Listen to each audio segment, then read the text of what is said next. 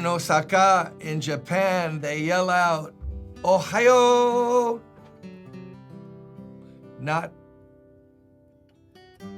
Cleveland, Ohio. Not Toledo, Ohio. Ohio in Japanese means good morning. Good morning to you. We're reading from the Gospel of Mark, and we're learning, trying to get lessons, nuggets of truth to encourage us. And today we're summing up the story of Jesus going to the synagogue ruler's house, Jairus, to pray for the baby that at first Jairus said, would you come? She's very sick and you can heal her. Not you will heal her. His faith was not there yet. But Jesus, oh, that's beautiful. Jesus meets us where we are. And he's full of mercy and grace, understanding, patience. So now on the way, they come and tell Jairus, too late, don't bother him. She's dead. Muerte. And Jesus ignores the report and tells poor, sad Jairus, don't be afraid, only believe. I know, but it's too far gone. No, it's never too far gone. God has the last word on everything. Nothing over until Jesus says it's over. So, as long as the Lord is giving us faith and hope, we're going to trust him. So now, he gets to the house. He did not let anyone accompany him except Peter, James, and John, James's brother. Well, if he told them on the road that I didn't see that before, he kept the other disciples away, even the trip to the house. He did not let anyone accompany him except Peter, James, and John, James's brother, the three of them. They came to the leader's house, just those three plus Jesus, four. They came to and any of the crowd. They came to the leader's house, and he saw a commotion, people weeping and wailing loudly because of the death of the daughter. But back in those days, you actually paid people to mourn. They had professional mourners. Can't make this stuff up. You paid people from what they came and they went, ah! Then there were people genuinely sorry and mourning. But to make it, I guess, more emphatic, you actually could hire people to mourn. And some of those professional mourners must have been there because listen what happened. They were weeping and wailing loudly. They were weeping and wailing loudly. He went in and said to them, why are you making a commotion and weeping? The child is not dead, but asleep. They laughed at him, but he put them all outside.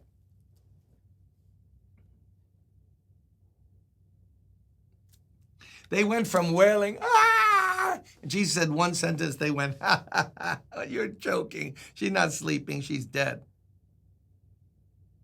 When you're really mourning, you don't laugh within a millisecond.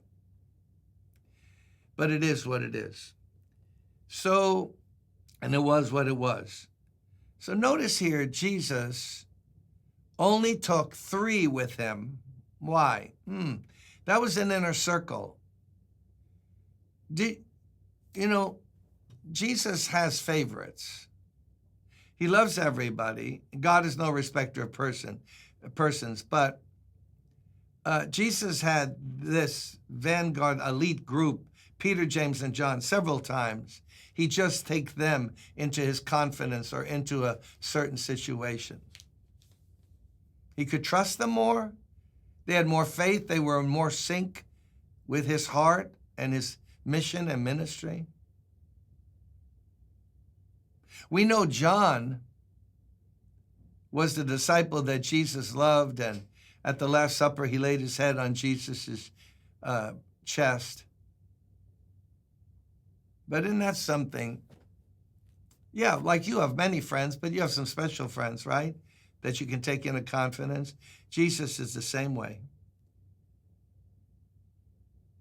Shouldn't you and I want to be one of his special friends? live close to his heart, be able to be sent on errands. Someone once wrote, if you want to be sent on errands by God, live close to Jesus. Then you can hear his whispers and his orders. If you live 300 yards away, it's hard to pick it up. Then when he got there and they were all wailing and weeping, and then he says, she's not dead, she's only asleep. Then they began to laugh. Then he put everyone out. When we pray for things, we got to get people who are in one accord with us. More is not always more when it comes to being in unity in prayer, especially. You got to get people who are in the same seriousness and faith and accord. Jesus himself put it out. He was Jesus, Son of God. He could have just said, young lady, get up. And they would have been flabbergasted. He could have showed off his power. No, he put them out, afuera, out. What an interesting lesson for us today. We can be one of Jesus's favorites, that he brings us into special confidence with him.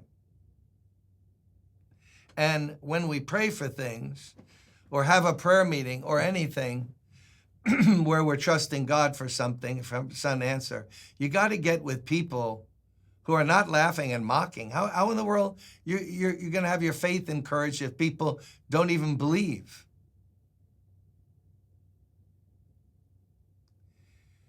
Yeah, I remember in Florida one time with a friend, some elderly ladies who were related to him.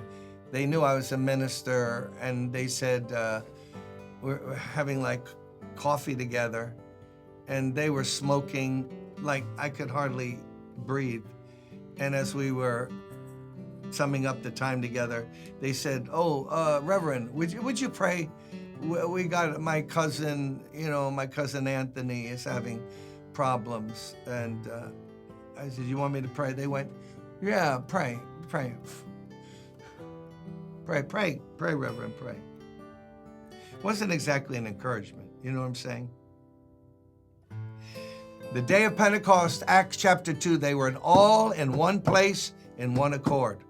Even Jesus put out people of the room, of the house, who were not with him in his ministry to that young lady. Let's believe God today and trust him with all of our hearts, and surround ourselves with people of like spirit when we can. Blessings. See you next time.